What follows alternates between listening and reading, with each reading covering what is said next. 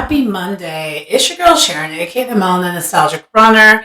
And I'm going to apologize ahead of time. I'm a little low energy today. I woke up with a massive headache and I just haven't really felt good today. So I did actually take today off from my actual regular job as a result to kind of get some more rest and get caught up with things around the house. Last week, before I get into this, the review, because by the way, welcome back to my channel. It's your girl Sharon, aka the Melanin Nostalgic Runner, and we're back for a review of Real Housewives of Potomac. Season 8, episode 10 is called Friendship is a Mother. Not much happens with this episode, so I'm going to give you a little bit of what's been going on with me before we get into the episode. So, okay. This first quarter of my actual job has been extremely stressful, to say the least. I'm in multiple projects. I'm mentoring someone at the same time. It's been a lot. And then outside of that, a lot of random quirks within my building has been happening at the same time. So I don't know if the rest of the world is like this, but like last week, a lot of the country had like a massive like cold, like a freeze. And it did a lot.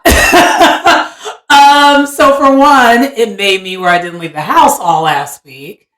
For two, we actually had a water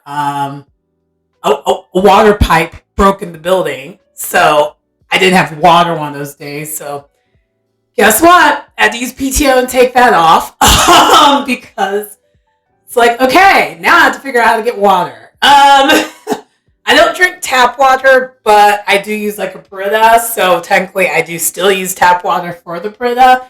So I had to actually end up getting some bottled water. And then I had to make sure, I have water for my pets because I have 2 cats, for those who don't know.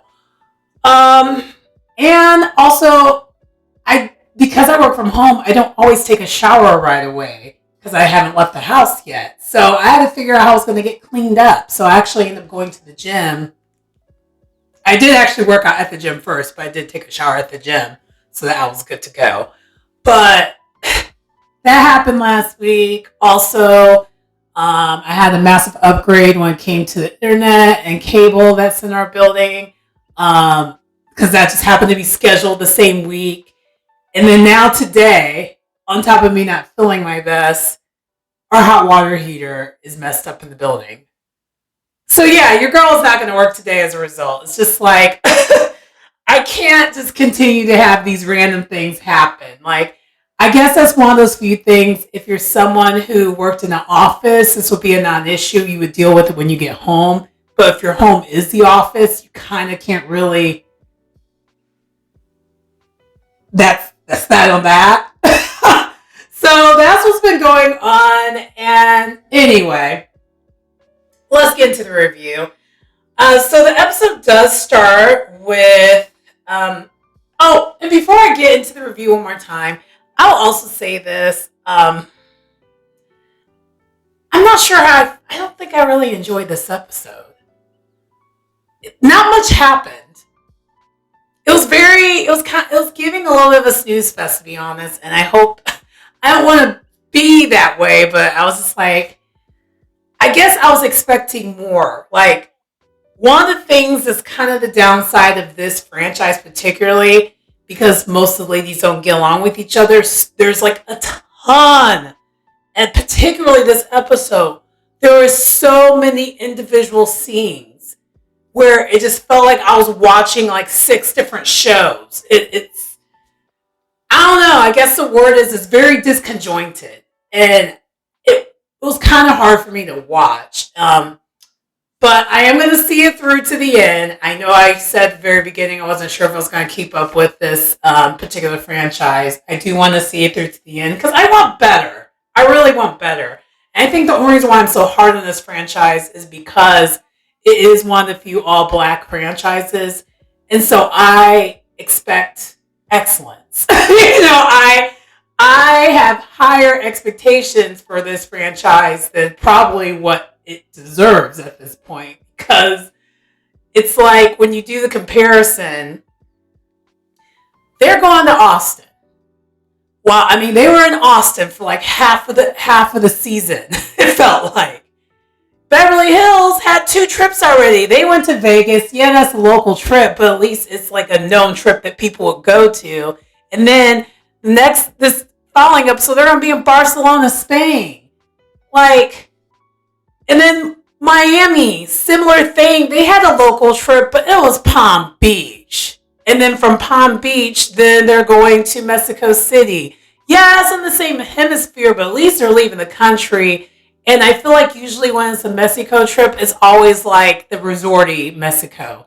Like, I'm actually excited to see Real Housewives Miami's Mexico City trip because it's actually not a coastal resorty part of Mexico. It's something different. Whereas Potomac is just like always the same local trip. Like, does someone on the cast have a felony that I don't know about? Like, I'm just confused. Like, and I know Bravo has a budget for it. So that's kind of one of the things that just bothers me about this franchise. Because even the fact that Real Housewives of Atlanta, they had a lackluster season last season, but they at least went to Portugal. Like, it's just things like that bothers me. And by the way, Real Housewives of, if you notice, Real Housewives of Atlanta, you could tell I'm just kind of out of it today. Real Housewives of Atlanta, you could tell they're definitely in a hiatus right now because they're doing a shakeup. And my hope for that shakeup is I'm really, really hoping they're doing a similar shakeup as what Real Housewives Miami did. Keep some of the old, bring some new faces in there, and just, kind of rotate it. And the thing is about it that's kind of weird about that is Miami was not really the first franchise to do that. Actually, Real Housewives of Roni, Real Housewives New York was actually the first cast to do that before they did the full-on reboot that they have now. They did a soft thing back in I forgot what season it was, but they were the first ones to do it. But anyway, we always give Miami the credit for that, but it was actually Roni that did it first, and then it was Miami, and now looks like Roja is about to do the same thing. I think I should just call it Roja, because every time I try to think Real Housewives of Atlanta, I'm stumbling on the words, but I think it's also because, again, I don't feel that great right now. But anyway, let's get into the review. Enough of the small talk. That's not why you're here. So we start off with this episode. It's a very cute scene where we have, and I will say this, all the scenes that were individual scenes were cute scenes, but it was very disconjointed. But anyway, Karen is getting her first tattoo with her daughter, Raven, who's 25, and they're both getting a G, which stands for, it's for like Karen's mom. So, Raven's grandma. And they're talking about meeting up with Giselle and Grace to kind of discuss college with her, to get her prepared for that. And it's a really cute scene. We do get to see Raven and Karen in the confessional together, and they look so cute.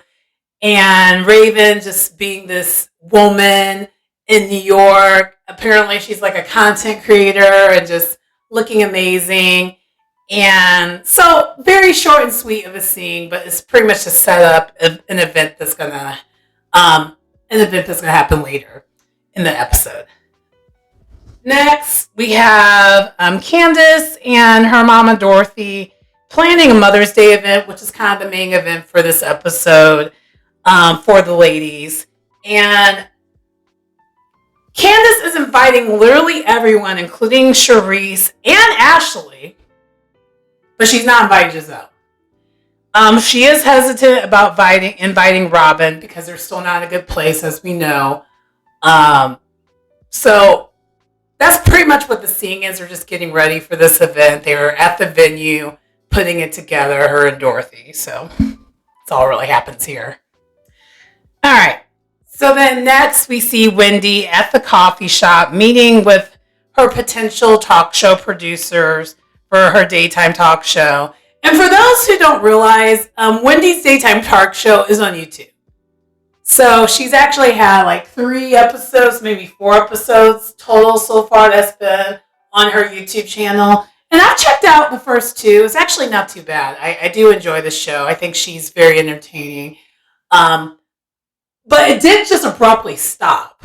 So I don't know what the end game is. And I guess I think if you're going to do a talk show via YouTube, you need to be a little bit more consistent, or you need to have like a set schedule for the most part. That's my opinion. Maybe I'm speaking on behalf of someone who also is a YouTuber, that consistency is helpful.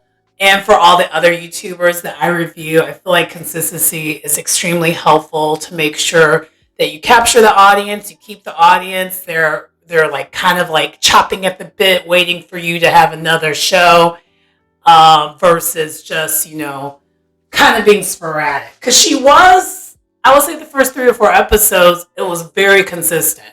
Like it was every Monday, I think, was when things were coming up. And I just haven't seen anything, so I don't know. And I follow her. Like as soon as I saw that she had the show, I started following her, and I haven't seen anything new since. But anyway, we find out, though, that her producer that she had at the beginning, I think it was like episode 1 or 2, she ended up having to fire her because that producer was asking for 50% of the rights of the show under the contract. So, long story less long, she does end up hiring these 2 producers for this show. And I am hoping, though, with this particular thing, and I said the thing that I said about her being consistent is, for those who've been following Real Housewives of Potomac ever since Wendy's been on the show, she always has like a new thing she's doing. And it's like, ma'am, if this is going to be your thing, I need you to consistently see something through and keep with that. Like, I get why she's like that, because I have a similar trait within myself that I do the same thing. But you're like, you starting stuff but never seeing it through. What are we doing? And this is probably one of those few ideas that you have that actually, all the ideas you've had on this show makes the most sense. Like you did the candles the first season. Last season, or I don't remember what you did the very, very first season, but like you did another season where you wrote the book. You did write the book. You did see that all the way through. But that's the beginning and end. The candles. That isn't really beginning and end. That's something you should probably continue to see through if you're going to be someone who makes candles. The last season, the Nigerian nightclub. Nothing, that went nowhere. And the fact that you even tried to do this with Peter Thomas, who literally just got a DUI like 2 weeks ago, who doesn't have any of his nightclubs anymore because of his money issues. You were going to work with him. It just makes me hard to take any of your ideas and what you got going on seriously because you're not seeing it through. And the consistency doesn't seem to be there. Hourly. And girl, I want greatness from you. So I want you to have an idea, stick with it, see it through, do that idea for a while though, and don't get any more ideas. Come next season, Wendy, I better not see you with another fly-by-night idea. Continue this talk show story, okay? And continue it through. That's all I'm going to say about that. Anyway. So next, we see Naneka and her sister. They're going furniture shopping for her house that, we saw at the very first episode. And she's doing renovations on this house. And I will say this. I wish we would have met Naneka with her sister to begin with. Because the dynamic between her and her sister, that was probably the first time I saw a likability with her. Like, I liked her with her sister. And she seemed like more like herself and not as much as putting on for the camera. I kind of wish we would have been introduced to her this way. Because now it's kind of hard for me to like get past all the other things that she did coming off so hot. Also, too, I will say this: we got to learn more about her background, about her humble beginnings with her dad, coming from nothing, moving to the States, being a taxi driver for a while, and then working his way up to one of the higher levels of being a doctor. And we saw pictures of both their dad, and their mom, and her mom's genes is strong. They both just look like her mom. But anyway, that was pretty much the scene there, though. Next, we have Raven, Karen, Giselle, and Grace meeting up for lunch. It's a super cute scene. They talk a lot about Jack and Jill. They show the old episodes they show a lot of season 1 here, because for those who don't know, this particular franchise was not originally supposed to be a Real Housewives show. It was supposed to be actually a show that followed Jack and Jill. But the Jack and Jill organization didn't want any part of it. So that's when it became a Real Housewives show. So a lot of it was talking about Jack and Jill. And then a lot of it was Raven kind of talking to Grace about college and the nervousness about her going away to college. Because I believe Grace is going to FAMU, which is in Florida. So there's some nervousness there. And it was a cute scene. But that was pretty much all to it, though. Next, we have Robyn with Juan and the boys. And they're all getting stretched. Because we know all the boys are really into basketball. Because that's kind of, Juan's thing, and even I think Robyn even played basketball and all that. But anyway, they're getting stretched. And then while this is happening, Robyn does receive a text from Candiace about the Mother's Day brunch, and Robyn is really apprehensive about going because they still have their unresolved issues. And to be honest, it's pretty telling that Robyn's over the whole idea of having a friendship with Candiace. And to a certain extent, I understand why. Because Candiace did trash her on social media, and in real life, if anyone who's my friend trashes me on social media, we're not friends anymore. But she kind of did welcome that smoke. And the thing that bothers me about Robyn, which makes it hard for me to even be all the way on Robyn's side when it comes to any of this stuff, is she doesn't take accountability for her parts of anything. It's always about me, and she ignores the fact that your best friend is Giselle. I think that's all I need to say there. And that comes up later on when the conversation finally does happen. Side note, so Robyn and Juan, they're getting a massage, getting stretched at the same time. And Robyn's talking about, things to Juan. Juan falls asleep on her. The fact that this man disrespects you on a regular basis on television is wild to me. But anyway, moving on. Next, we have a brief scene of Ashley and Sheila getting ready for the Mother's Day event. And I think this was an excuse that Ashley has seen. Because there really not much happened here. It was pretty just it kind of went over Ashley and how she feels about Mother's Day.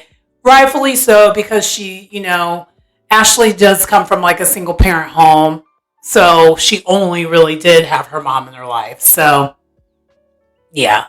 But I really think this was just really a scene so that Ashley had a scene. All right, so now it is a Mother's Day event, and Karen arrives first, and then Candiace arrives next, which is kind of wild that Karen showed up prior to Candiace showing up for her own event. But then Mia showed up, and then Ashley and Sheila then arrive, and then Charisse and her daughter arrive. Kiana also arrives, Wendy's friend, but we find out Wendy is not going to be there. And we're finding out when Wendy calls Candiace over the phone congratulating her about the event, how great it is. Apparently, according to Wendy, she had her and her publicist planned a celebration of a paperback release of her book the same day as this brunch, and way in advance. But a lot of us, I feel like most of us, including myself, thinks the real reason why she didn't want to come was because Naneka and all the mean things that she said, and she did not want her mom to basically go all the way off on Naneka and kind of make it like Naneka was right. Because I feel like that's what would have happened, and I think Wendy saw the play that this is a setup. I'm not going to have any part of it. I think that's the real reason why she didn't show up. And Candiace feels the same way too. Naneka the whole entire time is just like next to Candiace, listening to the whole conversation because it's on speaker. And it's getting weird. And this is why I can't really buy into Naneka all the way, because similar to another newbie on a different franchise, your obsession with one person and targeting the one person, you look crazy. You look wild. That's all I'm going to say about that. Okay, so then next, while this is happening, Charisse is actually talking to Mia, and then the subject of Jacqueline does come up because Charisse apparently had this event like in the Potomac area with all the who's who's of the area. And so Jacqueline showed up, and then she also shared that Jacqueline and Naneka met for the first time. And according to Naneka, Jacqueline just would not stop talking about Mia, talked about her for hours and hours. And it was a lot, according to Naneka. And this is the other reason why I can't get behind Naneka. Why do you use people who aren't actually on the screen as part of your deal? Like, I do have a feeling, by the way, that Jacqueline will be on this show at some point because they've been hinting in multiple episodes that she's going to come back to kind of like resolve the issue that happened from last season. But Naneka, you just got here. It's confusing that she does this. Like, I don't understand why she uses certain things as her vocal point instead of her own life. Like, you don't come off likable that way. And she was very negative how she was just saying that in the confessional. And it's just like, it's not shady, it's just negative. And there's a difference. I feel like a lot of these newbies don't be knowing the difference. Like, it's supposed to be fun shade, not just straight up you being like, well, a jerk. Okay. And so the brunch does officially begin. They all sit down. And Charisse is sitting next to Ashley. And she proceeds to ask Ashley about her love life. Particularly about when is this divorce going to happen. And I'm thinking never worry of never. Like, let's be real. Let's be real. Y'all know Ashley ain't getting no divorce. This was the excuse that Michael would no longer have to be on the show. She's not divorcing that man. I do not believe she's divorcing that man. I don't believe any of Ashley's storylines, really. I don't even know why she's here. I'll be honest, this is the first episode that it really was obvious that she don't even need to be here. She doesn't bring anything. She brings even less than Naneka. And that's saying a lot. I'm just like, I don't know why she's here.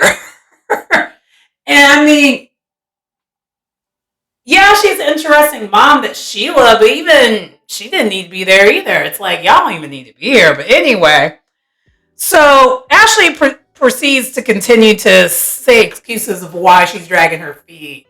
And then Charisse in the confessional is like, she knows who she married. Why would she be in a hurry to get a divorce? She's like, when it was me, I was the total opposite. About time it was ready, when things were ready, I was ready to sign those papers. Which, I don't know about that. Charisse, that sounds like revisionist history. You did not want that divorce. You were going to stay in a loveless marriage forever. So, right message, wrong messenger, friend. Because I do remember that sounds like revisionist history. That seriously sounds like revisionist history. But anyway, so then after this is happening, Nneka asks about if Wendy's coming. And I'm just like, for you not liking this lady, she lives in your head rent free. She really does. And also too, it was weird because like you literally were standing right there and Candiace was talking to Wendy. You knew she wasn't coming.